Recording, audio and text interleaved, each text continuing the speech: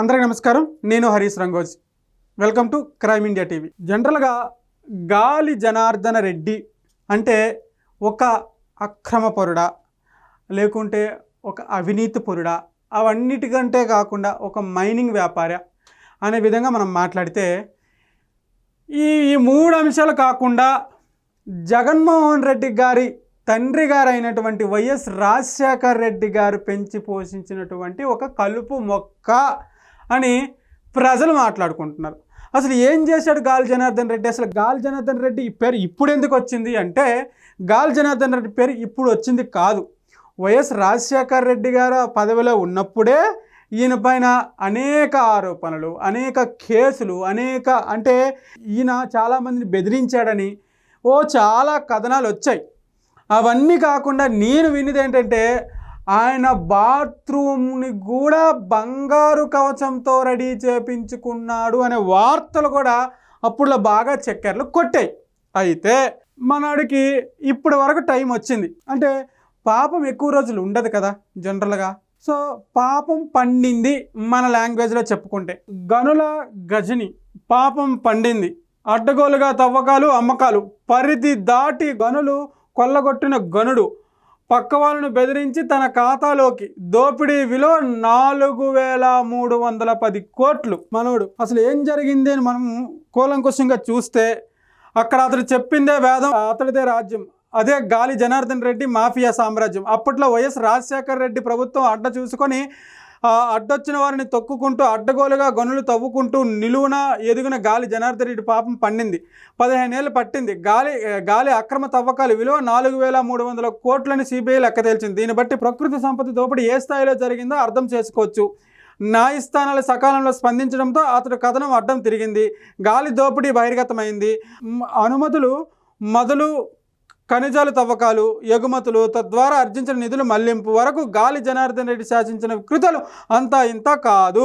తన మాటే శాసనం. అసలు జనరల్గా ఈ అంశాన్ని మొత్తం క్లియర్గా మనం చూసుకుంటే, మనోడు ఏం చేసేవాడంటే, అప్పుడులో వైఎస్ రాజశేఖర రెడ్డి గారు అధికారంలో ఉండేటప్పుడు ఎక్కడైనా మైనింగ్ చేయాలన్నా ఆ ప్రాంతాన్ని మనోడు లీజుకి తీసుకోవడానికి ప్రభుత్వానికి అర్జీ పెట్టుకునేవాడు.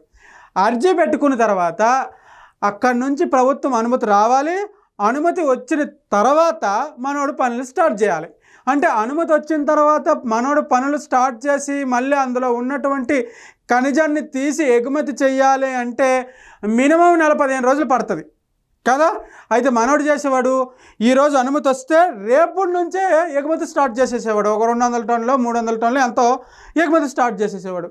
అరే ఇట్లా స్టార్ట్ చేసిండు, ఇంతగానో ఎట్లా వర్క్ చేస్తున్నాడు అంటే, అప్పుడు సిబిఐ వాళ్ళకి కోర్టులకి డౌట్ వచ్చింది. మనోడు ఏం చేశాడంటే, అనుమతి అర్జీ పెట్టుకునేవాడు, ప్రభుత్వం అనుమతి ఇవ్వక ముందే ఆ ప్రాంతంలో మనోడు తవ్వకాలు స్టార్ట్ చేసేసేవాడు. సో అనుమతి వచ్చిందేసరికి మనోడి దగ్గర ఒక 100 టన్నులో 200 టన్నులో 50 టన్నులో 60 టన్నులో 10 టన్నులు ఎంతో కొంత మనోడి దగ్గర ఉండేది ఆ ఖనిజం.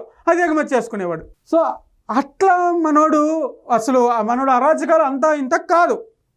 అదొక పాయింట్. ఇక రెండో పాయింట్ ఏమయ్యేది, ఇప్పుడు ఫర్ ఎగ్జాంపుల్ ఈ ప్రాంతాన్ని అనుమతి తీసుకుంటే, ఈ ప్రాంతంలో ఒక 1000 టన్నులు ఖనిజం వస్తుంది అంటే, మనోడు అంటే ప్రభుత్వ లెక్కల ప్రకారము, ప్రభుత్వ సర్వేల ప్రకారం ఈ ప్రాంతంలో ఒక 1000 టన్నులు ఇనుప ఖనిజం ఉంది అని ప్రభుత్వం గుర్తించి ఈయనకి లీజుకి ఇస్తే, మనోడు 2500 3000 వరకు టన్నులు తీసేసేవాడు.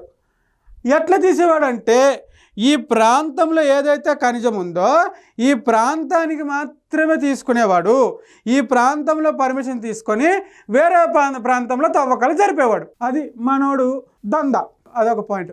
ఇక మూడో పాయింట్ ఏమైంది, చిన్న ఖనిజ వ్యాపారులు అందరినీ బెదిరించి వాళ్ళు తవ్విన తవ్వకాలు కూడా మార్కెట్లో 1000 నుంచి 1200 పలికితే మనోడు 600కి 700కి 500కి కొనుక్కునేవాడు. వాళ్ళ దగ్గర నుంచి బెదిరించి కొనుక్కునేవాడు. ఈయనే చెప్పేవాడు, నువ్వు ఇంతకే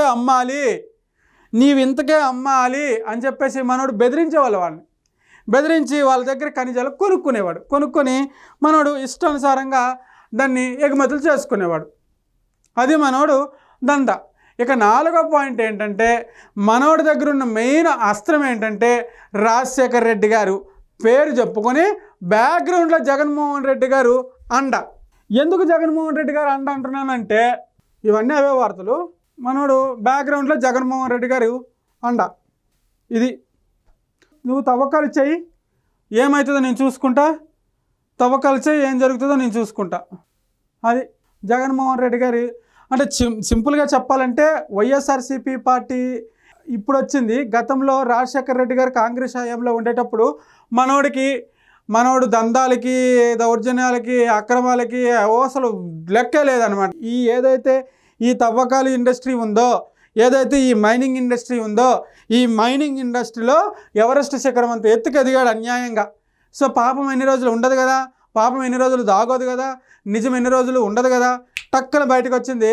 సో వీనికి కోర్టులు ముద్దాయిగా తేల్చేసి ఇక శ్రీకృష్ణ జన్మస్థలానికి పంపించడం జరిగింది.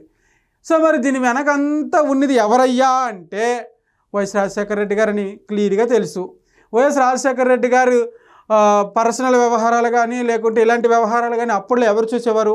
ఆబ్వియస్లీ జగన్మోహన్ రెడ్డి గారని ప్రజలందరికీ తెలుసు. మరి ఈయన వెనక రాజశేఖర రెడ్డి గారి పేరు ముందుంటే బ్యాక్గ్రౌండ్లో ఈయన ఉండేవారు అని చెప్పేసి ప్రజలు మాట్లాడుకుంటున్నారు. మరి చూడాలి దీనిపై జగన్మోహన్ రెడ్డి గారి పైన కూడా ఎలాంటి చర్యలు ఏమైనా తీసుకుంటారా, లేకపోతే కోర్టు ఏమైనా విచారణకు పిలుస్తుందా అనేది వేచి చూడాలి.